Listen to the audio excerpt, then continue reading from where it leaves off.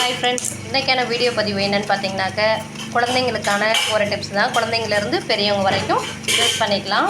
அதாவது சளி பிடிச்சிருக்கு அப்படின்னாக்க நம்ம வீட்டில் உள்ள அஞ்சல் பெட்டியில் உள்ள பொருட்களை வச்சு நம்ம சளியை குணப்படுத்திடலாம். நம்ம இதுக்காக ஹாஸ்பிட்டல் போக வேண்டிய அவசியம் கிடையாது. எல்லாருடைய வீட்லேயும் அஞ்சல் பெட்டியில் இந்த பொருட்கள் எல்லாமே இருக்கும். இதை வச்சு வீட்டிலையே நம்ம நாட்டு வைத்தியம் பண்ணிக்கலாம், வீட்டு வைத்தியம் நம்ம செஞ்சுக்கலாம். இப்போ என்ன பண்ணுறேன் அப்படின்னாக்க ஒரு கிண்ணியில் ஒரு டம்ளர் தண்ணி எடுத்திருக்கேன். அந்த ஒரு டம்ளர் தண்ணி நல்லா கொதிக்கட்டும். இந்த கொதிக்கிற ஸ்டேஜில் என்னென்ன நம்ம போட போகிறோம் அப்படின்றத தான் இப்போ பார்க்க போகிறோம். இதை பாருங்கள், ஓமவல்லி இலை ஒரு 4 ஓமவல்லின்னு சொல்லுவாங்க, அல்லது கற்பூரவள்ளி செடின்னு சொல்லுவாங்க. இது துளசி, கருப்பு துளசி, கருந்துளசி எடுத்து வச்சுருக்கேன். இந்த துளசி அடுத்தது பார்த்திங்கன்னா மிளகு கொஞ்சம், சீரகம் கொஞ்சம், இதை நுணுக்கி எடுத்துக்கணும். அடுத்தது பார்த்திங்கன்னா இஞ்சி, இதில் கொஞ்சமாக நம்ம தோல் சீவிட்டு இஞ்சியும் தட்டி நம்ம எடுத்துக்கணும். அடுத்ததாக பார்த்திங்கன்னா லெமன். இந்த லெமன் ஆஃப் சைஸ் போதும். இதை புழிஞ்சு போடணும் அப்படின்னு அவசியம் இல்லை. 4 துண்டாக கட் பண்ணி அப்படியே நம்ம போட்டுக்கலாம். ஃபுல் அண்ட் ஃபுல் இதில் உள்ள சாரெல்லாம் இறங்கிடும். ஓகே, நம்ம இதெல்லாம் எப்படி செய்யலான்னு பார்த்துக்கலாம். ஒரு பொருளாக போட்டுக்கலாம். இப்போ இஞ்சியெல்லாம் கழுவிட்டு நல்லா தட்டி எடுத்துக்கலாம். அது மாதிரி மிளகு சீரகத்தையும் தட்டி எடுத்துக்கலாம். லெமனை நம்ம கட் பண்ணி போட்டுட்டோம். அது மாதிரி ஓமவல்லி இலையில் ஒரு 2 இலை நம்ம எடுத்துருக்கோம். 2 இலையும் கட் பண்ணி நல்லா எடுத்துருக்கோம். அடுத்தது பார்த்திங்கனாக்க நம்மளுடைய துளசியும் நம்ம போட்டுக்கலாம். துளசியும் போட்டாச்சு. இது நல்லா கொதிக்கட்டும், நல்லா சாறு இறங்கட்டும். இப்போ மிளகு சீரகம் இஞ்சி எல்லாம் நுணுக்கிக்கிட்டு வந்துடலாம். மிளகு சீரகத்தை நுணுக்கியாச்சு. இதையும் நம்ம இதுக்குள்ளே சேர்த்துக்கலாம். அடுத்ததாக இஞ்சியும் தட்டி இதில் போட்டுக்கலாம். அடுத்தது பார்த்திங்கன்னா கொஞ்சம் மஞ்சள் பொடி, அவ்வளோதான். இதெல்லாம் நல்லா கொதித்து இதனுடைய சாரெல்லாம் உள்ளுக்குள்ளார நல்லா இறங்கட்டும். இறங்கினதுக்கப்புறம் நம்ம கொடுத்துக்கலாம். குழந்தைங்களுக்கு சளி பிடிச்சிருக்கு. பையன் 10th படிக்கிறான். இன்றைக்கி ஸ்கூல் உண்டு. பாப்பாவுக்கு இன்றைக்கி ஸ்கூல் லீவு. கிறிஸ்டின் ஃபங்க்ஷன் அப்படின்றதுனால பாப்பாவுக்கு லீவு, கிறிஸ்டின் ஸ்கூல் அப்படின்றதுனால.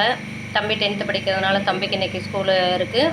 அதனால் இந்த கஷாயத்தை கொடுத்தோம்னா நைட்டு அச்சுன்னு திம்மிக்கிட்டே இருந்தான். இதை கொடுத்தேன். கொஞ்சம் ஓரளவு சளி வெளியில் வர ஆரம்பிச்சிருச்சு. சரி, காலையில் ஒரு டோஸ் கொடுத்தோம் அப்படின்னாக்கா சளி ஃபுல் அண்ட் ஃபுல் வெளியில் வந்துடும். அதுக்காக தான் இப்போ கஷாயம் வச்சிட்ருக்கேன். நல்லா சாரெல்லாம் ஃபுல்லாக உள்ளே இறங்கட்டும். இறங்கினதையும் நம்ம வடிகட்டி குழந்தைங்களுக்கு கொடுத்துடலாம். சரிங்களா? கஷாயம் ரெடி ஆகிடுச்சு. இதை வடிகட்டி நம்ம எடுத்து வச்சுக்கோம். ஸ்கூலுக்கு டைம் ஆகிடுச்சு. மணி 7:30 போகுது. இன்னும் 10 நிமிஷத்தில் கிளம்பி ஆகணும். நல்லா சூடு ஆற வச்சு நம்ம கொடுத்துருவோம்.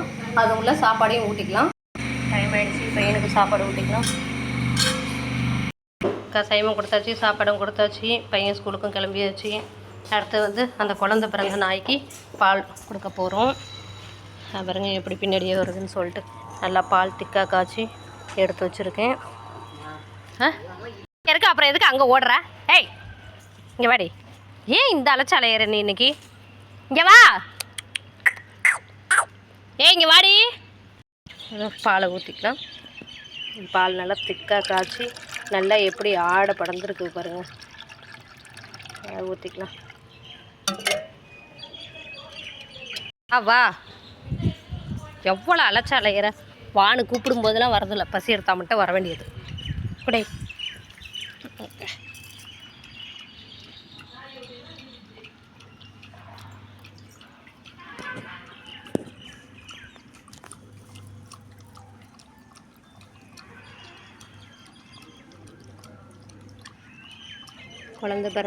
குழந்த பிறந்திருக்கிறதுனால அதுக்கு ரொம்ப பசி எடுக்க ஆரம்பிச்சிருது. அதனால் இப்போ 3 நேரமும் வந்துடும் சாப்பிட்றதுக்கு. காலையில் பால், பன்னு, பிஸ்கெட்டு எதுனாவது கொடுத்துட்டு அதுக்கப்புறம் சாப்பாடு போடுவோம். சாப்பிட்டுட்டு அது பாட்டுக்கு போயிடும். அடுத்தது மதியம் போல் வருவாங்க, இல்லை சாயந்தரம் போல் வருவாங்க. பசி எடுத்தால் வந்துடுவாங்க. வேறு எங்கிட்ட கிடச்சதுன்னா வரமாட்டாங்க. கிடைக்கல அப்படின்னாக்க வாலாட்டிக்கிட்டு இங்கேயே நின்றுவாங்க. இல்லை வேறு பால் குடிச்சாச்சு. எதுவும் ஒரு பிள்ளை மாதிரி நினச்சிக்கிட்டு நம்ம வளர்த்தோட வந்தான். அவ்வளோதான். ஏதோ நம்மளால் முடிஞ்சது வயலாக ஜீவனுக்கு நம்ம ஒரு ஹெல்ப் பண்ண மாதிரி இருக்கும். வயிறெல்லாம் பாருங்கள் ஒட்டக்குன்னு இருக்குது. அப்புறம் 6 குழந்தைங்களுக்கும் பால் கொடுக்கணுமில்ல. ஓய், இங்கே பாரு. போதுமா? என்ன வேணுமா? போதும், ஓடிருச்சு.